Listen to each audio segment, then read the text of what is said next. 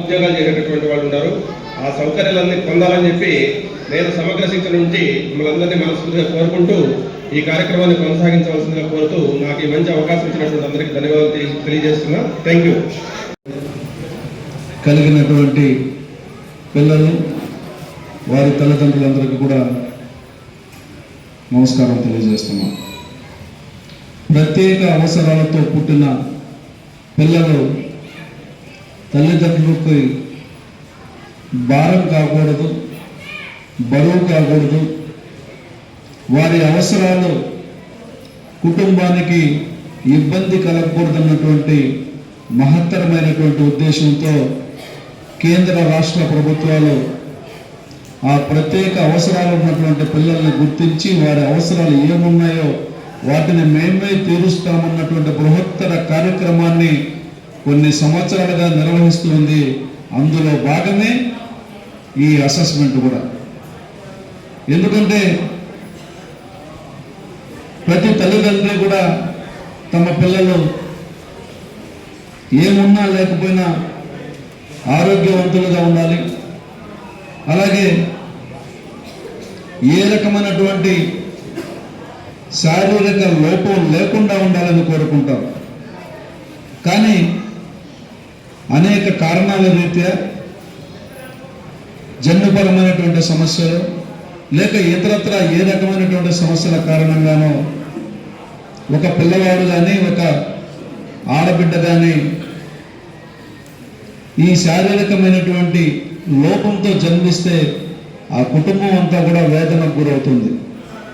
ఎందుకంటే వారిని పోషించలేక కాదు, వారిని చూసుకోలేక కాదు, మా తర్వాత వారి భవిష్యత్తు ఏమిటన్నదే తల్లిదండ్రుల యొక్క బాధ.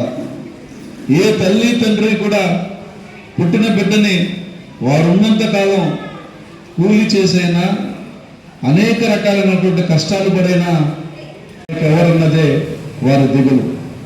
అలాంటి సమయంలో ప్రభుత్వం అనేది ఏ పెద్దల కోసమో లేకపోతే ఇతరత్ర సౌకర్యాల కోసం మాత్రమే కాదు, మాకు ఎవరు ఉన్నారు అన్నటువంటి ఆలోచనలో ఉన్నటువంటి ప్రతి ఒక్కరికి మేమున్నామన్నటువంటి భరోసా కలిగించడమే ప్రభుత్వం యొక్క బాధ్యత, ప్రభుత్వం యొక్క లక్ష్యమని గుర్తు చేయడం కోసమే ఇలాంటి కార్యక్రమాలు నిర్వహిస్తోంది.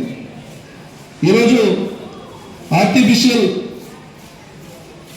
లిమ్స్ మ్యానుఫ్యాక్చరింగ్ కంపెనీ భారత ప్రభుత్వంతో సమన్వయం చేసుకుంటూ, రాష్ట్ర ప్రభుత్వంతో సమన్వయం చేసుకుంటూ సంవత్సరానికి ఒకసారి మానసిక ఎదుగుదల ఉన్నటువంటి ఇబ్బందులు ఉన్నటువంటి పిల్లలకు కానీ, అంగవైకల్యం ఉన్నటువంటి పిల్లలకు కానీ, ప్రత్యేకమైనటువంటి అవసరాలు ఉన్నటువంటి పిల్లలకు కానీ గుర్తించి వారి యొక్క సంరక్షణతో పాటుగా సంవత్సరంలో వారిలో వస్తున్నటువంటి మార్పులను గమనించి తదనుగుణంగా వారికి అవసరమైనటువంటి పరికరాలను మార్చి ఇచ్చి వారిని మామూలు మనుషులతో సమానంగా జీవించే ఆత్మస్థైర్యాన్ని నింపడం ఈ కార్యక్రమం యొక్క ఉద్దేశం.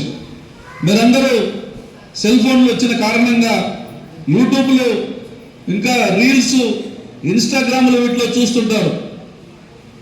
కాళ్ళు సక్రమంగా లేకపోయినా కాళ్ళు అన్నీ బాగున్నటువంటి వాళ్ళతో పోటీపడి రన్నింగ్ చేసే విద్యార్థులు మనం చూస్తూ ఉంటాం. కళ్ళు సరిగా కనపడకపోయినా అంతర్జాతీయ ఖ్యాతి గడించినటువంటి పాటలు పాడే సింగర్స్తో పోటీపడి పాటలు పాడే వారిని మనం చూస్తూ ఉంటాం. శారీరక ఎదుగుదల లేనంత మాత్రాన, ప్రత్యేక అవసరంతో పుట్టినంత మాత్రాన వారిలో ఉన్నటువంటి ఆ సృజనాత్మకతని స్తౌనంపల్లి మండలంలో హై స్కూల్లో ప్రత్యేక అవసరాలు కలిగినటువంటి పిల్లలకి ప్రతి ఏడాది ప్రభుత్వం నిర్వహించే రీఅసెస్మెంట్ కార్యక్రమంలో పాల్గొనడం జరిగింది.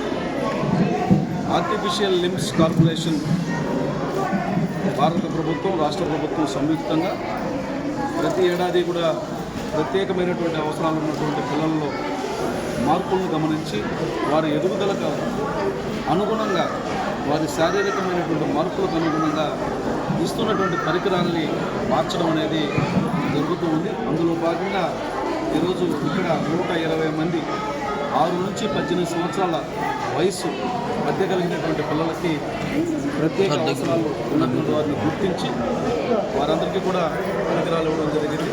ఆర్టిఫిషియల్ లింబ్స్, అలాగే వినికిడి పరికరాలు, అలాగే కళ్ళకు సంబంధించినటువంటి సమస్యలు ఉన్న వారికి కళ్ళజోళ్ళు, ఇతరత్ర శారీరకమైనటువంటి లోపాలు కలిగినటువంటి వారికి ఆయా అవసరాలు కలిగినటువంటి పరికరాలను ఇవ్వడం జరుగుతుంది. ఆ ఇవ్వడానికి అంటే ప్రతి సంవత్సరం కూడా వారి శరీరంలో మార్పులు వస్తాయి, ఎదుగుదల వస్తుంది. కాబట్టి దానికి అనుగుణంగా పరికరాలను మార్చాలనేది ఈ కార్యక్రమం ఉద్దేశం.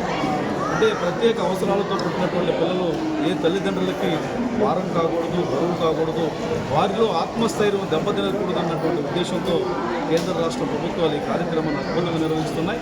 ముఖ్యంగా నరేంద్ర మోదీ గారి నాయకత్వంలో, నారా చంద్రబాబు నాయుడు గారి నాయకత్వంలో ఈ ప్రత్యేక అవసరాలు ఉన్నటువంటి పిల్లలకి ప్రత్యేకమైనటువంటి ప్రాధాన్యతను ఇవ్వడం అనేది ప్రభుత్వ బాధ్యతగా పెట్టుకోవడం జరిగింది. అందులో భాగంగా సాధారణమైనటువంటి అవసరాలు ఉన్నటువంటి వారికన్నా ప్రత్యేక అవసరాలు ఉన్నటువంటి వారికి ఎక్కువ శ్రద్ధ పెట్టి వారి పట్ల జాగ్రత్త బాధ్యతతో ఈరోజు ప్రభుత్వం పనిచేస్తుంది. అందుకే ఇక్కడ ఉన్నటువంటి 120 మంది పిల్లలు వారందరికీ కూడా ఈరోజు డాక్టర్లు వచ్చి అసెస్మెంట్ చేస్తున్నారు. వారికి తదనుగుణమైనటువంటి పరికరాలను పంపిణీ చేసి సాధారణమైనటువంటి పిల్లలతో పోటీ పడే విధంగా వారిలో మార్పులు తీసుకొచ్చి ఆత్మస్థైర్యాన్ని నింపి తల్లిదండ్రులకు కూడా వారు భారం కాదు, వారిలో ఉన్నటువంటి టాలెంట్ కూడా బయటికి తీయడానికి ఒక వేదికగా ఇది నడుస్తుంది. పౌనంపల్లి మండల కేంద్రంలో కూడా ప్రత్యేక అవసరాలు ఉన్నటువంటి పిల్లలకి చదువు తప్పడానికి ఒక పాఠశాల కూడా ఉంది. దానికి చాలామంది దాతలు ఇక్కడ ముందుకు వచ్చి వాటిని సంరక్షిస్తున్నారు కూడా. కాబట్టి సమాజంలో ఇలాంటి వారికి తోడుగా నిలవడం కోసం ప్రభుత్వం ఇస్తున్నటువంటి బాధ్యతతో పాటు మాలాంటి వాళ్ళందరూ కూడా తోడుగా ఉంటాం. వారి ధైర్యానికి ఇది ఒక వేదిక అవ్వాలని చెప్పి నేను మనస్ఫూర్తిగా కోరుకుంటూ భగవంతుడు కూడా వారందరికీ కూడా సాధారణ స్థితిని కల్పించాలని మరొకసారి దేవుణ్ణి వేడుకుంటున్నాను.